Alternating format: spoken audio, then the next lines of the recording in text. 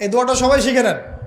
ওই বালক উপরে উঠে দোয়া করছে, আল্লাহুম্মা কফিনিহিম বিমা শি'তা, আল্লাহুম্মা কফিনিহিম বিমা শি'তা, আল্লাহুম্মা কফিনিহিম বিমা শি'তা। পাহাড় থরথর করে কাঁপা শুরু করলো এবং ওই সৈন্যবাহিনী পাহাড় থেকে পড়ে গেল। বালকের কিচ্ছু হলো না। আমি কিন্তু বানোয়াট কোনো গল্প বলছি না, এটা কোরআন থেকে বলছি এবং এটা তাফসির। আপনি যে কোনো তাফসির পড়েন, মারিফুল কোরআন, তাফসির ইবনে কাসির, জালালাইন পড়ে দেখেন, জাস্ট পড়ে দেখেন আমার সাথে ডিবেট করার আগে। এবার সে বালক হেঁটে হেঁটে চলে আসলো রাজদরবারে। আবার কি ব্যাপার, তুমি মরো নাই? না, আল্লাহ আমাকে বাঁচিয়েছেন, আমার রব আমাকে বাঁচিয়েছেন। আবার পাঠানো হচ্ছে আরেক দল সেনাবাহিনীকে নিয়ে, যাও এবার ওকে সমুদ্রে নিয়ে যাও, সমুদ্রের মাছ সমুদ্রে ডুবিয়ে দিবে একদম। আবার সে ওখানে গিয়ে বলল, আল্লাহুম্মা কফিনিহিম বিমা শি'তা। অর্থ হচ্ছে, হে আল্লাহ, আমার বিপক্ষে যারা আছে আপনি যা দিয়ে ইচ্ছা ওদের বিরুদ্ধে আমাকে সাহায্য করেন। অর্থটা হচ্ছে এমন, আল্লাহুম্মা কফিনিহিম বিমা শি'তা, আল্লাহ আপনি আমার জন্য যথেষ্ট হয়ে যান, ওদের বিরুদ্ধে আমার জন্য যথেষ্ট হয়ে যান, যা ইচ্ছা তাই দিয়ে আপনি হেফাজত করুন। ঠিক আছে, আল্লাহুম্মা কফিনিহিম বিমা শি'তা, ছোট্ট দোয়া। এবার ওই সমুদ্র উত্তাল হওয়া শুরু করলো এবং ওরা জাহাজ থেকে পড়ে গেল।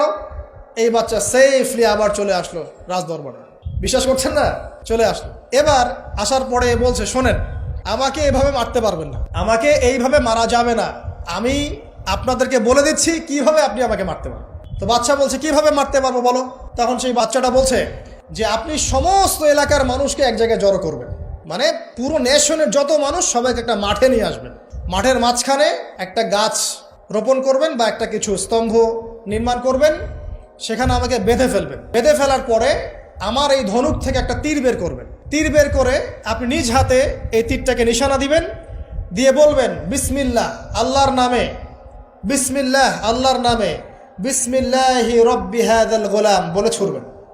অর্থ হচ্ছে, আমি এই বাচ্চার রব, আমি এই বাচ্চার রব আল্লাহর নামে তীর ছুড়লাম, এটা বলে তীরটা নিক্ষেপ করবেন, তাহলে আমি মরবো, তার আগে মরবো।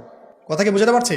এবার তাই করা হলো, সমস্ত এলাকার মানুষকে এখানে জড়ো করা হলো। কথাটা ভালো করে বোঝেন, সমস্ত এলাকার মানুষ মানে কি? ওই এলাকার সব মানুষ, মানে মুমিন কাফের যে আছে সবগুলাকে একত্রিত করা হলো। করার পরে বাচ্চাটাকে এভাবে একটা জায়গায় বেঁধে দেওয়া হয়েছে, খেজুর গাছে। তাফসিরে এসেছে খেজুর গাছে। এবার সে এখান থেকে তীর বের করে বাচ্চা বলছে বিসমিল্লাহি রব্বি হাযাল গোলাম, নিক্ষেপ করলো। তীরটা ঠিক, আল্লাহ পাকের দৃষ্টি দেখেন এত সূক্ষ্ম, ওইটাই বর্ণনা করেছেন। তীরটা ঠিক বাচ্চার এই জায়গায় লেগেছে, এই যে মাথার এইখান থেকে লেগে এদিকে বের হয়ে গেছে।